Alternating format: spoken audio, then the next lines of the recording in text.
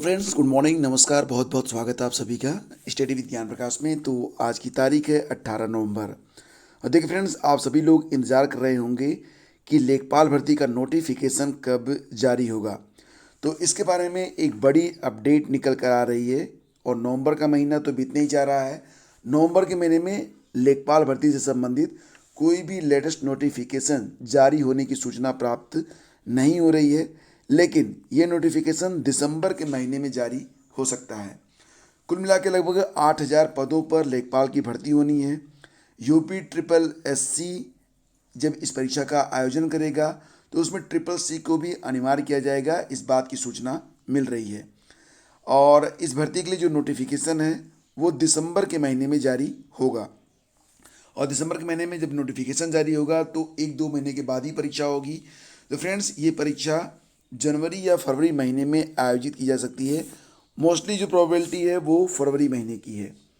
और आपको बता दें कि कुल 22,794 पदों में से 7,882 पद लेखपाल भर्ती के लिए हैं। और इससे संबंधित जो अधिक जानकारी है वो आपको आधिकारिक वेबसाइट पर मिल जाएगी। अब यहाँ पर एक बड़ा सवाल है कि पीटी में आपका स्कोर, आपका परसेंटाइल कितना हो कि आप इस भर्ती में आवेदन कर पाएँ। देखिए फ्रेंड्स, अभी ये घोषित नहीं किया गया है कि कितने कट ऑफ के बाद, यानी कि कितने अंक के बाद या कितनी परसेंटाइल के बाद आप आवेदन कर पाएंगे। लेकिन यहाँ पर ये माना जा रहा है कि 20 गुना, 30 गुना, 40 गुना से बेटर होगा कि एक निश्चित परसेंटाइल के एबव, मतलब एक कट ऑफ परसेंटाइल के बेस पर लगा दी जाए और उसके जो ऊपर के अभ्यर्थी हैं उन सभी को आवेदन का मौका दिया जाए। तो यहाँ पर उम्मीद की जा रही है कि लगभग 4 लाख के आसपास या इससे भी अधिक अभ्यर्थी शामिल हो सकते हैं लेखपाल भर्ती में। और इसके लिए लगभग, अगर आपकी परसेंटाइल कितनी हो रही है, 75 हो रही है, तो आप इसमें सेफ जोन में आ सकते हैं। हालांकि ये बातें अखबारों के माध्यम से हैं, आप देख सकते हैं यहाँ पर। लेकिन यहाँ पर यह भी है कि हो सकता है कि जो लोग 75 परसेंटाइल पर हैं वो लोग सेफ हो सकते हैं इस पूरी की पूरी भर्ती प्रक्रिया में। तो 75 पर आपकी उम्मीद बरकरार है। फिलहाल आपको अभी नोटिफिकेशन का इंतज़ार करना चाहिए। वास्तविक स्थिति आपको नोटिफिकेशन में ही पता चलेगी। उसके पहले अगर कोई लेटेस्ट अपडेट होगी तो आपको इसी चैनल के माध्यम से दे दी जाएगी। आगे बढ़ते फ्रेंड्स, अगर आप आवेदन करना चाहते हैं आईबीपीएस में, जहां पर कुल 1828 पदों पर भर्ती चल रही है। इसमें आईटी ऑफिसर हैं, एग्रीकल्चर फील्ड ऑफिसर हैं, राजभाषा अधिकारी हैं, law officer, HR personal officer हैं और मार्केटिंग ऑफिसर हैं। स्केल 1 की परीक्षा है ये, जिसमें 20 से 30 वर्ष आयु के जो अभ्यर्थी हैं वो आवेदन कर सकते हैं। 850 रुपये और 175 रुपये, यानी कि वर्गानुसार आपकी फ़ीस होगी। और इसमें जो चयन होगा वो प्रारंभिक परीक्षा, सीबीटी, मुख्य परीक्षा और इंटरव्यू के माध्यम से होगा। आवेदन की जो लास्ट डेट है वो 23 नवंबर है। आवेदन करने के लिए आप ibps.in पर जा सकते हैं, जहाँ पर आपको पूरा का पूरा नोटिफिकेशन मिल जाएगा। नोटिफिकेशन अगर आपको चाहिए तब आप इसके लिए हमारे टेलीग्राम चैनल पर भी आ सकते हैं। आपको नोटिफिकेशन टेलीग्राम चैनल पर भी उपलब्ध करवा दिया जाएगा। और देखिए, राज्य कृषि सेवा मुख्य परीक्षा के प्रवेश पत्र भी जारी हो गए हैं। तो 26 से 28 नवंबर के बीच प्रयागराज और लखनऊ में ये परीक्षा होनी है। सम्मिलित राज्य कृषि सेवा मुख्य परीक्षा 2020 की मुख्य परीक्षा जो होगी ये 26 नवंबर से 28 नवंबर के बीच लखनऊ और प्रयागराज में होगी। उत्तर प्रदेश लोक सेवा आयोग ने बुधवार को इसके एडमिट कार्ड जारी कर दिए हैं। प्रथम सत्र में सुबह 9:30 से दोपहर 12:30 बजे तक केवल सामान्य हिंदी और निबंध विषय सुबह 9:30 से सुबह 11:30 बजे तक, तथा द्वितीय सत्र में दोपहर 2 से 5 बजे तक संपन्न होगी परीक्षा। आयोग के मुताबिक अभ्यर्थियों के प्रवेश पत्र आयोग की वेबसाइट पर अपलोड कर दिए गए हैं। और यहाँ पर अभ्यर्थी अपना रजिस्ट्रेशन नंबर, नाम और जन्मतिथि डालकर अपना जो एडमिट कार्ड है उसे डाउनलोड कर सकते हैं। और जो इंस्ट्रक्शंस दिए गए हैं उसका पालन आपको करना होगा।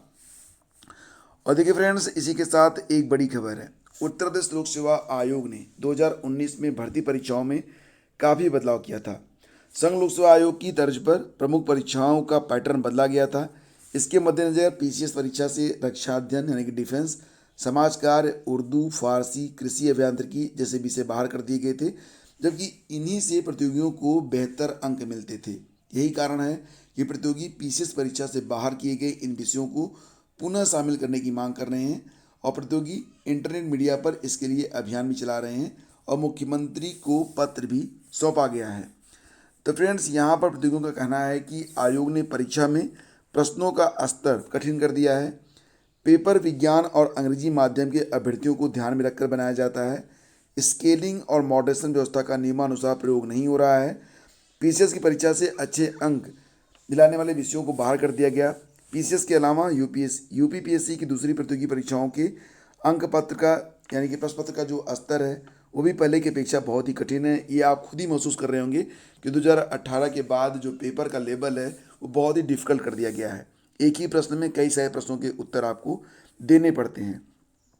तो यहाँ पर अभ्यर्थी मांग कर रहे हैं कि पुराने पैटर्न पर परीक्षाएं हों, पुराने तरीके से परीक्षाएं हों और जो पुराने विषय थे उनको वापस लाया जाए। और उत्तर प्रदेश माध्यमिक शिक्षा सेवा चयन बोर्ड ने मंगलवार को टीजीटी जीव विज्ञान 2016 की लिखित परीक्षा का परिणाम घोषित कर दिया है। 304 पद हैं, 67,000 से अधिक अभ्यर्थियों ने आवेदन किया था। साक्षात्कार के लिए कुल 955 अभ्यर्थियों को बुलाया जाएगा। इंटरव्यू 30 नवंबर से 2 दिसंबर तक चलने वाला है और साक्षात्कार कार्यक्रम और पत्र वेबसाइट पर आपको मिल जाएगा। अभ्यर्थी वेबसाइट से अपना जो साक्षात्कार पत्र है उसे डाउनलोड कर सकते हैं, तो वहाँ पर जाकर आपको पूरी जानकारी उपलब्ध हो जाएगी। आपको पता होगा कि 2016 में टीजीटी जीव विज्ञान का जो नोटिफिकेशन जारी हुआ था, बड़ी संख्या में अभ्यर्थियों ने आवेदन किया था। 2018 में ये भर्ती जो है रद्द कर दी गई थी। मामला कोर्ट में गया था, कोर्ट ने इसे फिर से बहाल किया था। बहुत देर में इसकी परीक्षा हुई और फिर इसका परिणाम जारी हुआ है हाल ही में। अब इसका इंटरव्यू होना है। तो मिला जुला कर ये है कि इस विषय को फिर से बहाल कर दिया गया है और आगामी जो टीजीटी आएगी उसमें भी ये विषय रहेगा, इस बात की पूरी संभावना है। बात करते हैं यूपीटीटी एडमिट कार्ड के बारे में फ्रेंड्स। तो यूपीटीटी का जो एडमिट कार्ड जो कि 17 नवंबर को जारी होना था, तो टेक्निकल दिक्कतों की वजह से ये एडमिट कार्ड 17 नवंबर को जारी नहीं हो पाया।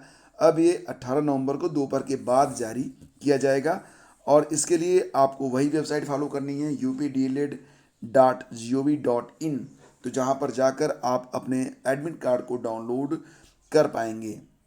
अगर कोई दिक्कत आती है तो आप कमेंट करिएगा, उस पर भी मैं आपको एक सहायता वीडियो उपलब्ध करवा दूंगा। और सहायक अध्यापक परीक्षा का पेपर आउट कराने का आरोपी वाइस प्रिंसिपल जेल भेज दिया गया है। हालांकि जो मोबाइल था वो बरामद नहीं हुआ है। मामले में प्रिंसिपल और टीचर पहले ही गिरफ्तार हो चुके हैं। तो खबर ये है कि जूनियर हाई स्कूल में सहायक अध्यापक और प्रधानाध्यापक परीक्षा में पेपर आउट कराने के आरोपी वाइस प्रिंसिपल को कीटगंज पुलिस ने गिरफ्तार कर जेल भेज दिया। मामला खुलने के बाद से ही आरोपी वाइस प्रिंसिपल फरार था।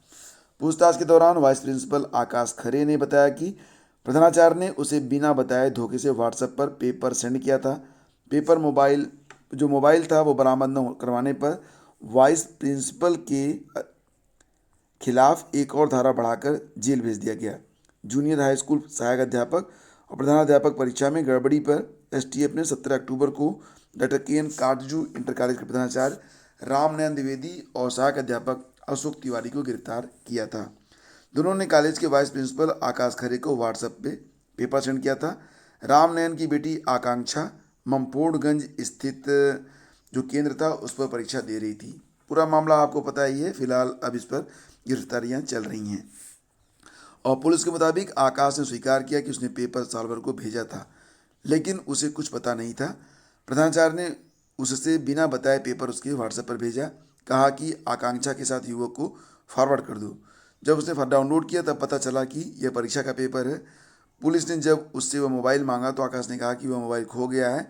साक्ष्य छिपाने पर आकाश के खिलाफ धारा 201 बढ़ा दिया गया है। तो फ्रेंड्स, ये थी पूरी अपडेट और आज के वीडियो में बस इतना ही। आपको जो मंथली करंट अफेयर है उसका भी वीडियो शीघ्र उपलब्ध करवा दिया जाएगा। बाकी के लिए वीडियोज अवेलेबल हो रहे हैं। और हाँ फ्रेंड्स, एक बात की जानकारी मुझे आपसे चाहिए थी, क्या आप आरओ समीक्षा अधिकारी सहायक समीक्षा अधिकारी परीक्षा की तैयारी कर रहे हैं? अगर हाँ तो भी बताइएगा, अगर नहीं तो ज़रूर बताइएगा कि आप आगामी कौन सी परीक्षा में शामिल हो रहे हैं। तो इसी के साथ ये वीडियो यहीं पे समाप्त करते हैं। बहुत बहुत धन्यवाद आपका। अब इसे लाइक और शेयर जरूर कर दीजिएगा। बहुत बहुत धन्यवाद। Thank you so much. Have a great day. जय हिंद।